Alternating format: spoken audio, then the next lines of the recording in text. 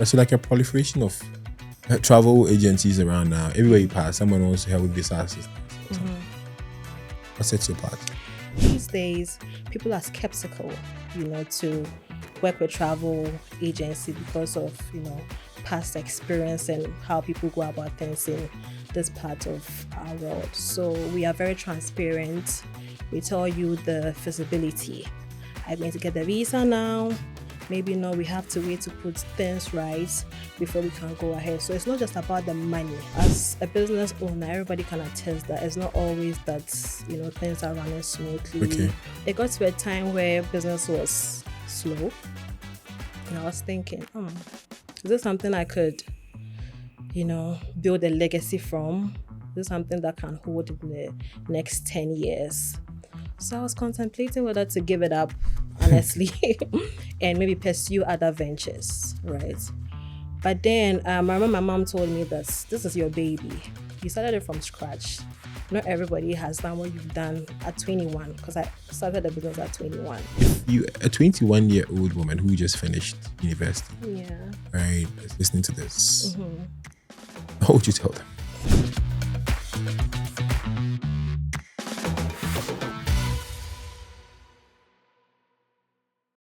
Well, thanks for coming. It's a pleasure, Bill. Yeah, you and I have interfaced. SHS? Yeah. Been a long time. Long time. Like 15 years? Yeah. Like we're going old. Yeah, we're actually old. Very soon, my children, daddy, uncle. Anyway, thanks for coming. So I realized you are building.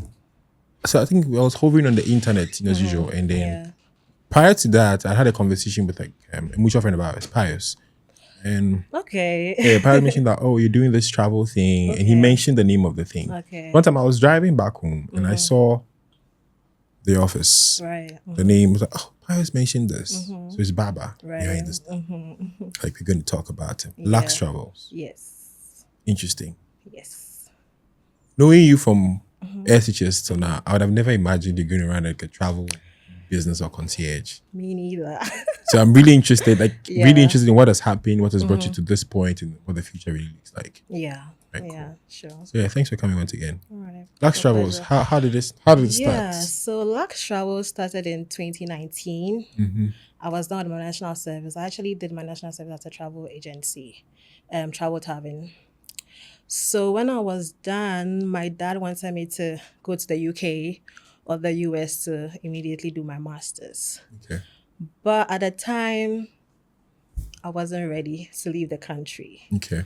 So my dad was like, okay, if you're not ready to leave, then what's the plan? Because my dad was a man with a plan. Like, you have to have your life, sorted out. So I was like, it was just impulsive. I didn't really have a plan, but I had to say something. Okay. So I thought, Daddy, I want to, open a travel company. And he looked at me and he was like, that's not a business. Like, Daddy, it's a business. And he was like, okay, do I have a business plan? I didn't even know what a business plan was at the time. So I was like, what's a business plan? Wait, was after senior university? Yeah. Okay. So after the national service was, I think, June 2019. Where did you do your national service? Travel Tavern. Oh, okay. Yeah. So do you think that influenced you? I mean, like I said, it wasn't something I had in mind. It was just something to tell my dad so I could stay in the country for at least 1 year or two. I mean, like, of all the things you could have said, I had no... Travel Tavern came to you. Yeah, I had so maybe like a whole 1 year experience with like a travel agency sort of prompted you to... I mean, I think you are right, because I realized how lucrative the business is. And also me being there helping people with their visas and stuff, I was happy actually to see people get their visas and they're happy. I'm traveling to the UK. So I'm like, oh, you know what? This is something I think I can do. And I had also gone for some seminars and conferences out of the country. So I had built some networking, rapport with certain people I knew could help me facilitate things quicker for people. So I was like, this is something I can do. But I didn't think of it as a business. So my dad brought up... Why did you want to leave the country? Why? Hello, friend. So, sorry to interrupt you. I know you're enjoying this conversation, and I'm so sorry about rudely interrupting you. But then it's come to our attention that about 82% of you guys who consume our content have not subscribed.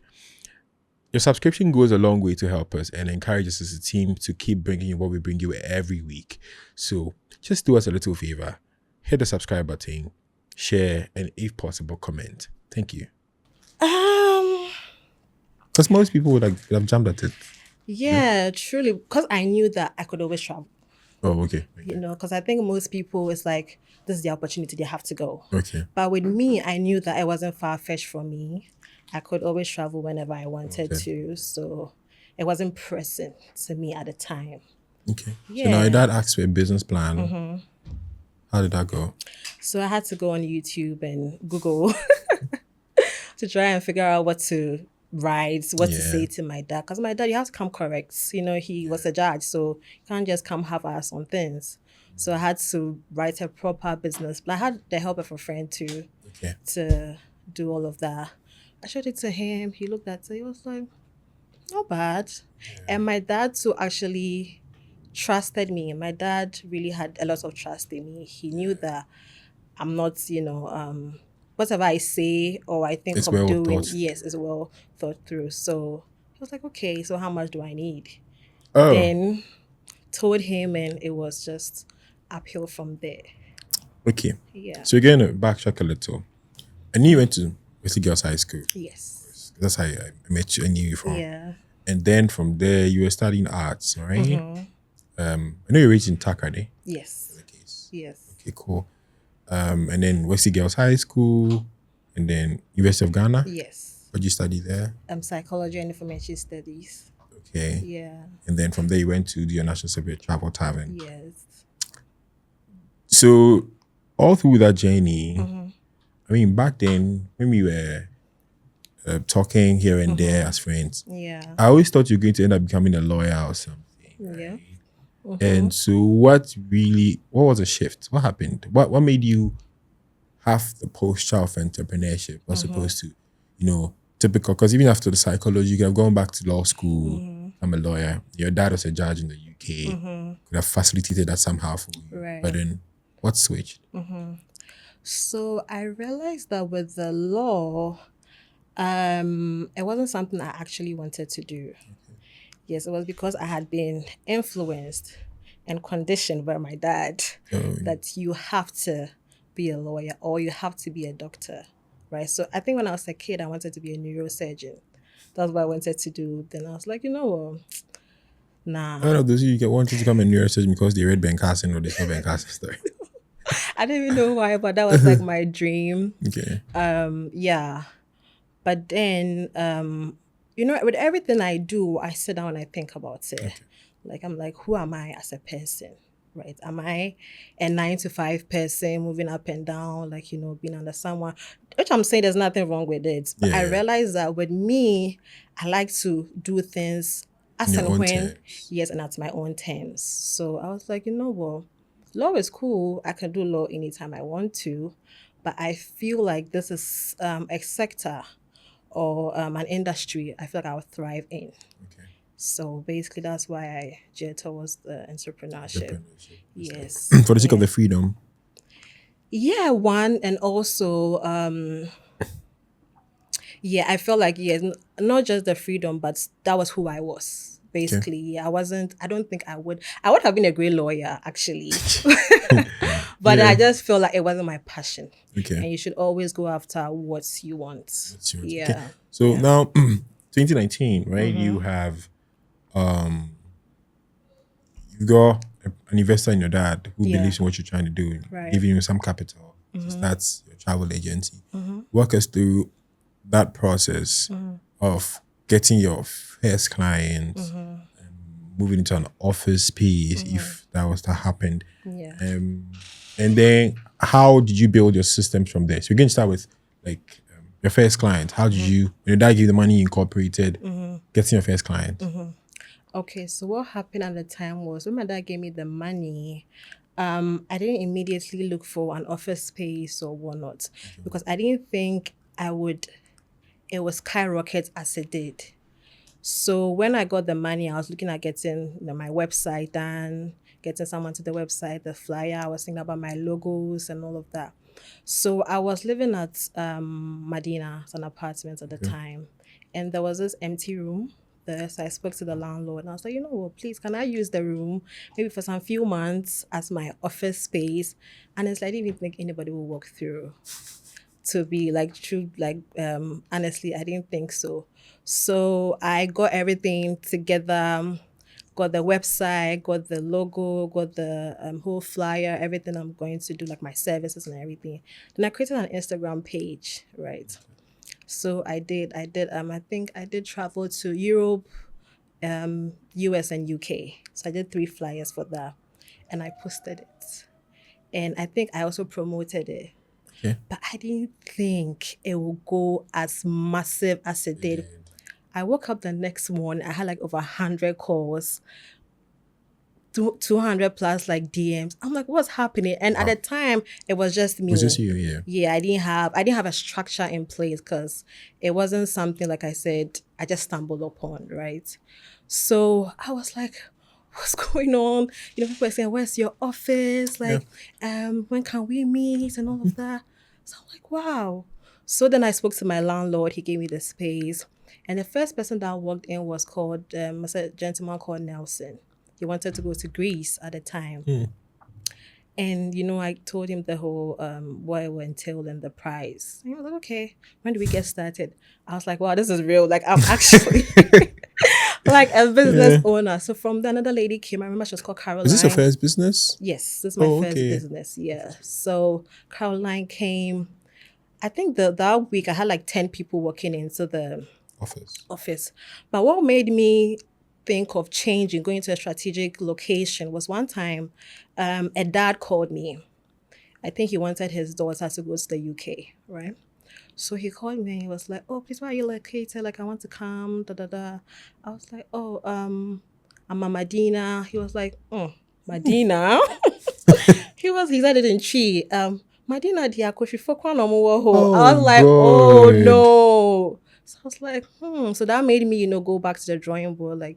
Where can I be for people to see that I'm legit? See, I'm the credibility and everything. So one day I was walking along the Lagos Avenue, East Legon, Radford University, just directly opposite it. There's a pharmacy they call Dusty Pharmacy. So on top of it, I saw a vacancy for an office space. Okay. So I called the lady. She said, yeah, nobody has come, so I could move in there, made a payment, and that was how it went. What point in this after you had started was this? How long? So I think maybe 2 weeks, because the first week was just massive. I didn't think, I thought maybe I'll get 1 or 2 people calling, but there was a lot of people calling, and I didn't have any workers at the time. And had you brokered any of the deals? Yeah, I had. Okay. I had actually. So Nelson had traveled he hadn't traveled yet. We had put his application through. Yes, and Caroline too. I think so. Yeah. So you're essentially using your pipelines from what's it called? Travel Tavern. Yes. Oh, okay. Yeah. And when did the hiring begin? Sorry? At what point did the hiring begin? Adding more people to? Right. So I think that happened because the next year was COVID. 2020. Ooh. So everything. So it's I reached the peak, then this dipped. Yeah. Did you handle that? Because it was like a whole year. Right. Right. Yeah.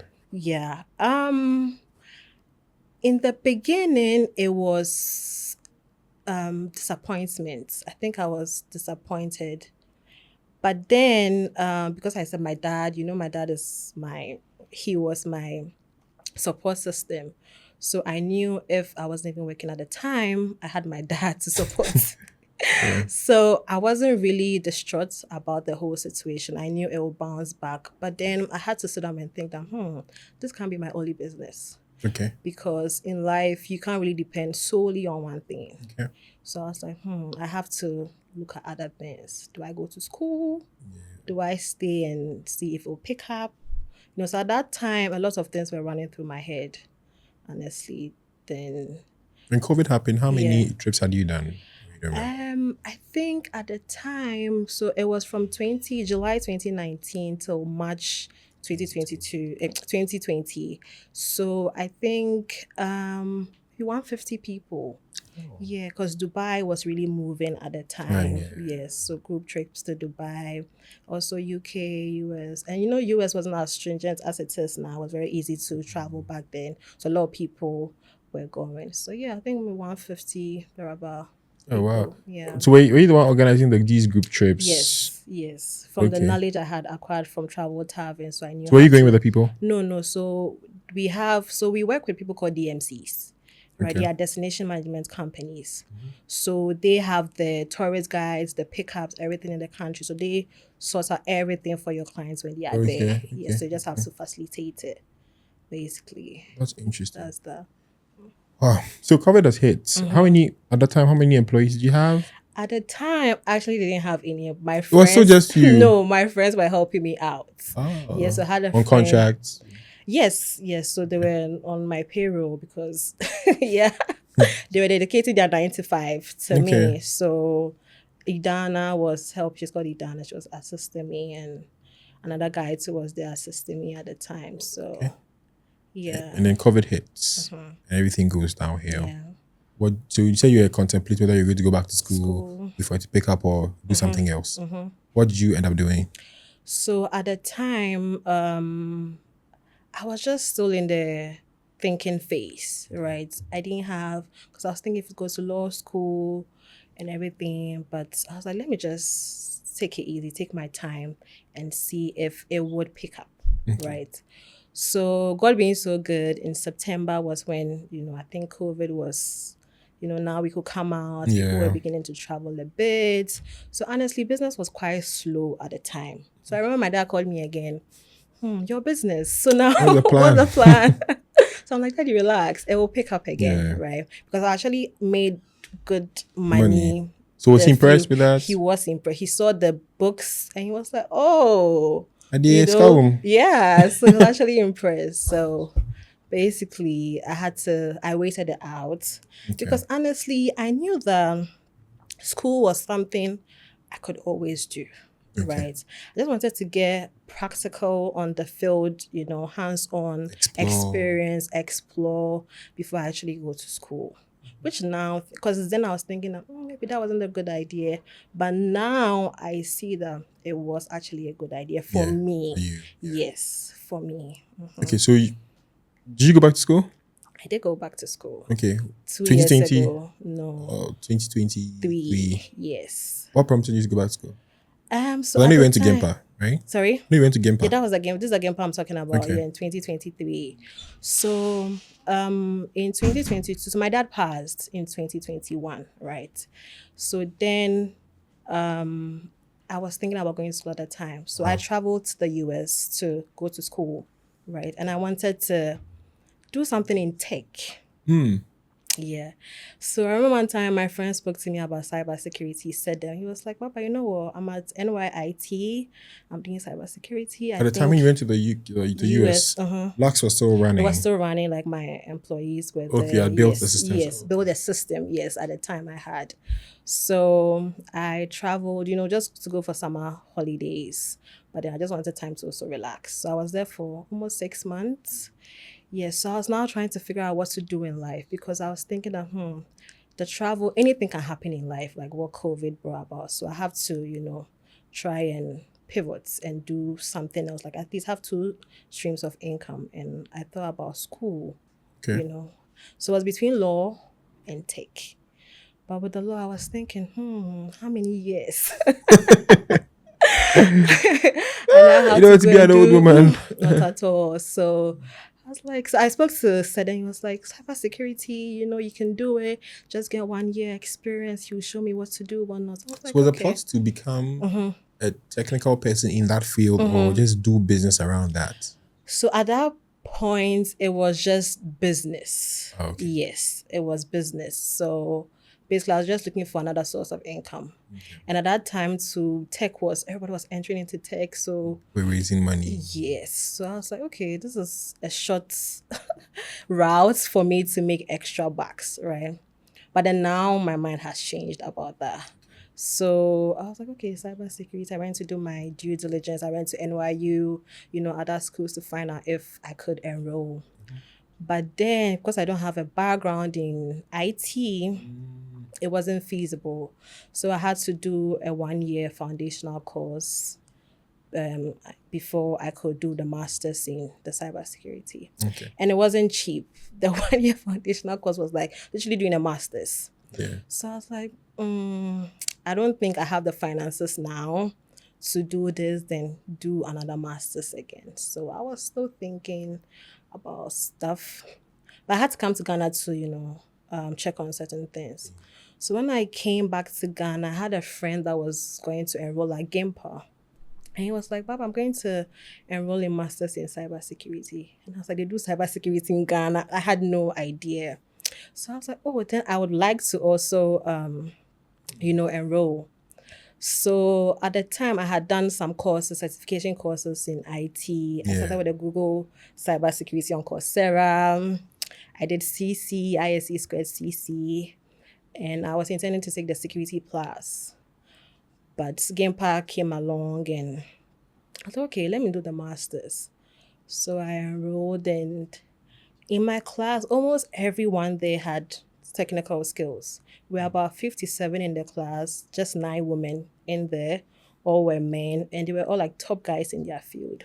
So they would say, oh, maybe mention the name so and so, maybe this place, I'm the IT manager, this and that. Yeah. So it got to me and I was like, oh, Baaba Sampson, I run a travel company. We're like, travel? What are you doing here, right? Yeah. So I was like, I had to learn twice, as harder than these guys because they know a lot in there. Yeah, so. I have a question on that front, right? At this point, your dad had passed. I'm sorry about that. Yeah. Do you feel that, so far you've mentioned that your dad was kind of an anchor and you knew that he was your safe path. If anything went wrong with like the entrepreneurship journey, my dad is around. Right. He's going to come up with a plan. He's going to support me. Do you think that your decision to, in your own words, pivot or find something more stable or augment what you're doing with the travel business was out of the fact that, was from the fact that your dad had passed? Yeah. Now you felt like, you needed some sort of safe part of sorts? Yeah, absolutely. Yes, that was like, there's no extra cash coming from anywhere. Yeah. Now it's me against the world, so I have to find something else. Wow. Yeah. Still on the dad. Your mom. Is your mom? Where is your mom? My mom's alive. She's with me. Yeah. Yep. Siblings? Yeah, I have siblings. How many siblings? 8. Oh. Okay, that's a big family. Yeah. Do you all grow up together in Takoradi? No. Okay. So I grew up with just my sister. Okay. So same mom, same dad. Okay. The rest are different mothers. Okay. Yes. I get it. Makes sense. Yeah. All right. So you went ahead to get a master's. Your business was still running. How did that impact the business? Because now I feel like your focus would have shifted a little. Yeah. Right. Now you're doing cybersecurity. You have to double up your pace to even catch up in that field. Right. Do well in school. And you had a business going, like a really young business that was like trying to find its feet. How did you manage all that? Right. So thankfully I had a good team. Okay. Yeah, my team are very, they're on top of their game. Okay. So it allowed me to focus on school. And school was weekend classes. It wasn't during like the weekday. So that was flexible enough for me to handle school and also handle my business as well. Okay, so what do you guys really do? Like, what are the service provisions at Lux? Okay, so what we do is ticketing, right? And visa assistance. We also do logistics, DHL as well. Travel insurance, destination trips, so Dubai, Tanzania, group trips. So do you guys create those? Yes, we do create trips for with the people. DCMs? With DMCs. DMCs, yes. Oh, okay. Yeah. That's very interesting. Okay, so now from East Legon, you guys have ended up at East Legon Hills. It's okay. Was like what caused that change? Like a bigger space, the team has grown now. Yes. So one thing was we needed a bigger space at the time, and I also needed a space that was closer to home. Oh, okay. So yes, because at the time when I had moved to East Legon Hills, it wasn't like how East Legon Hills. I moved 5 years ago. Okay. The road was bad. And I wasn't driving at the time. So I used to always pick an Uber going up and down. And when I check, I'm somebody I like to check my books to see how much I'm spending, how much is coming in. So I was like, it's not adding up. Okay. The transportation was way too high, like 7,200 in a year. I was like, that's too much on just transportation. So I had to find a space closer to me to ease, the whole burden of moving up and down. But then it wasn't just you had employees to also think about it. And no, I thought about them too. Most of them were around Ashali Botre, okay. Medina. Okay. So it was good for all of us. Yeah. I always speak to them before decisions are made. So it wasn't just about me. Okay. Yes, solely. Yes. Right. So from that small business in 2019 to then 2025, how many employees do you have now? Sorry? How many employees do you have now? So I have 5. Okay. 5, full time. Yeah, full time and 2 part time. What are you trying to achieve? What are you trying to do differently with like the whole travel experience? Okay. Or like as a travel agency, what sets you apart from sets you aside from the rest time? Because there's like a proliferation of travel agencies around now. Everywhere you pass, someone wants to help with visa assistance or something. What sets you apart? So I would say our transparency in the whole dealings of the visa process, because we get many people coming in, and also these days people are skeptical, to work with travel agency because of past experience and how people go about things in this part of our world. So we are very transparent. We tell you the feasibility. I'm going to get the visa now. Maybe we have to wait to put things right before we can go ahead. So it's not just about the money. Like I said, this business is also like seeing the smiles on people's faces, getting their visas for school, to visit their family. It gives me a source of fulfillment. Yeah. So apart from the monetary aspects, it's also trying to do things well, making sure people are getting what they deserve, and also giving people the chance to explore the world at a very affordable price. Okay, please help me explore the world at an affordable price. I'm here for you anytime. Okay, so again, timeline 2019, 2025, aside COVID, and probably the passing of your dad, were there other experiences that shook you so much that you would have called it quits with like this whole journey of Lux Travel? What could have killed Lux Travel outside COVID and then the passing of your dad? The pace at which business was moving at a point. Yes, so as a business owner, everybody can attest that it's not always that things are running smoothly with finances, right? And even sometimes the people you work with. Yeah, sometimes people have a lot of excuses as to why they can't come to work, or they didn't respond to this email early. And with this kind of business, your turnaround time has to be less than 5 minutes. So it got to a time where business was slow, and I was thinking, is this something I could build a legacy from? Is this something that can hold in the next 10 years? So I was contemplating whether to give it up, honestly, and maybe pursue other ventures, right? But then I remember my mom told me that this is your baby. You started it from scratch. Not everybody has done what you've done at 21, because I started the business at 21. So she was like, how many of your friends started something at 21 and have stuck it through for 3 years? So she was like, push through. You can make it. So I was like, okay. I thought about something like, I'll push through. I wouldn't give up. And I believe in seasons as well. Maybe now is down. The next year it could be your thriving season. So, and I would say patience. Patience, and also doing a lot of marketing. With this business, you have to have a plan, because there's a lot of businesses as such in the system.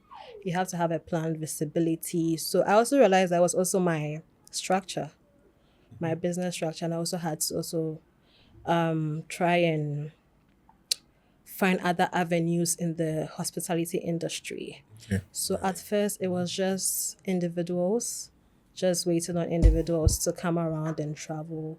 So then I thought it through and I was like, oh, corporate business is there. Yeah. Logistics is there. Events management is, I haven't gotten to events management Okay, yet. but it's part of the plan. Yes. So logistics, corporate travel, and I also know quite a number of people which I know when I go to them in terms of handling their business travels, they'll be willing and open to make me handle that. So I had to put proposals together, government, private, all of that to get people on board to increase revenue. Yes. It's interesting.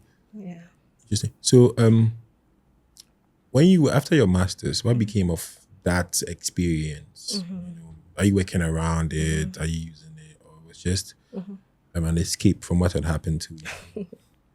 Not at all. It wasn't an escape. So after the masters, I realized there was a gap with women in tech. Okay. Yes, because like I said, in my class we were just 9 out of 50. Out of 57. So it was 2 different classes. The other classes I think was 5 women. And the men were out, numbering us. So I thought it through. I was like, what can I do to help? And it was also good that I graduated as the best student at the time. Oh, wow. Yeah, I was a valedictorian.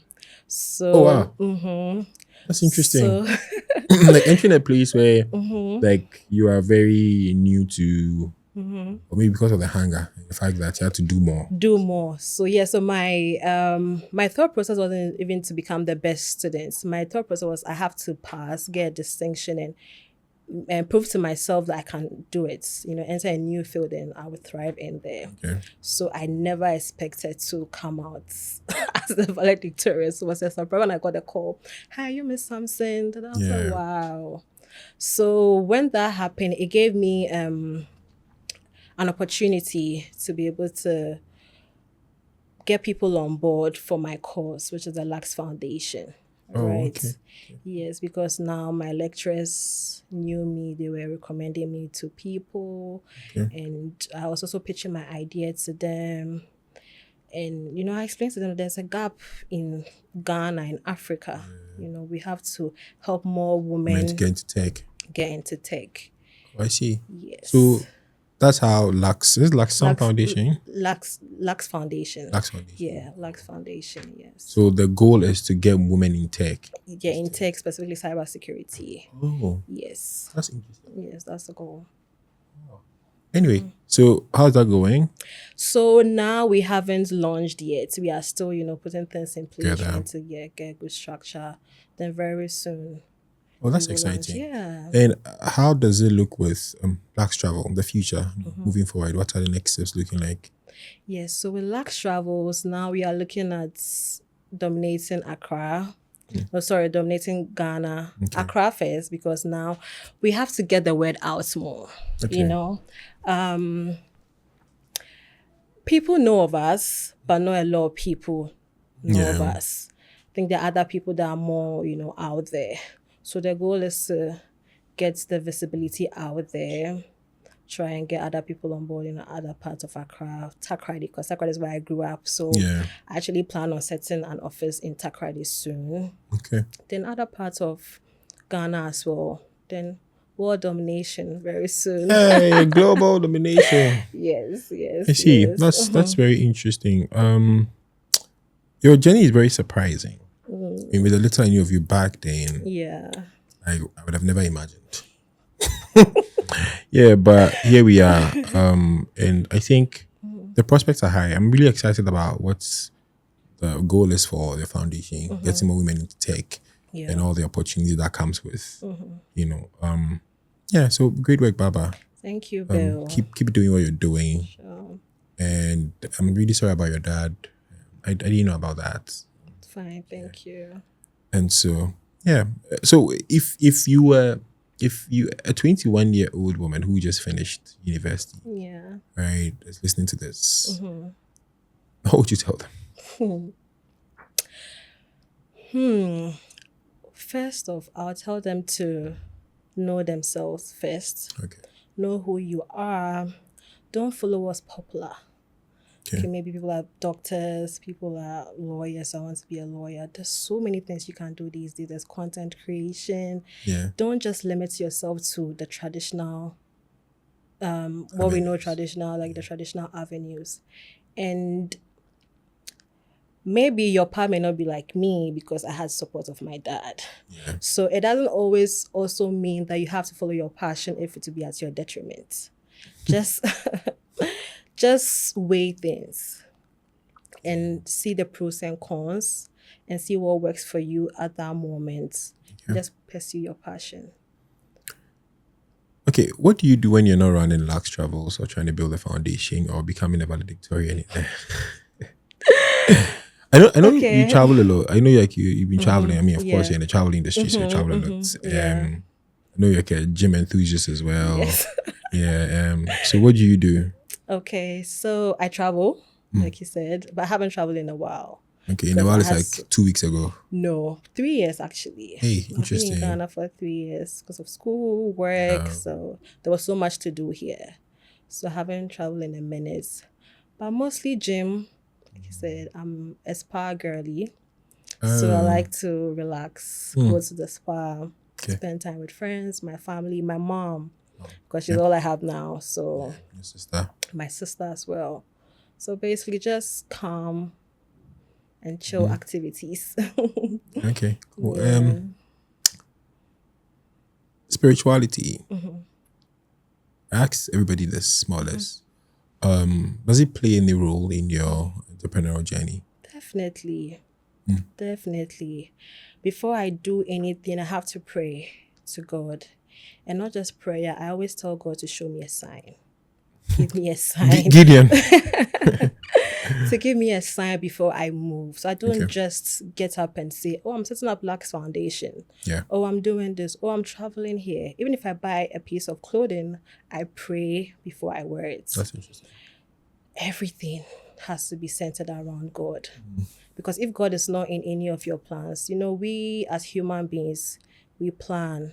But God definitely has the ultimate plan for us. Yeah. So you always have to put God at the center. Let his will prevail. And you would definitely you would thrive. Yeah. If God is at the center of everything. Okay. Great. Thank you very much, Baaba. Thank you, Bill. Interesting journey and all the best. Thank you so much. All the best to you too. It was lovely being here and having the conversation. Far too kind, Baaba. Far too kind. Right. So all the best. So friends in Accra and the world beyond community. Also a conversation with Baaba Sampson, and very inspiring story. You do.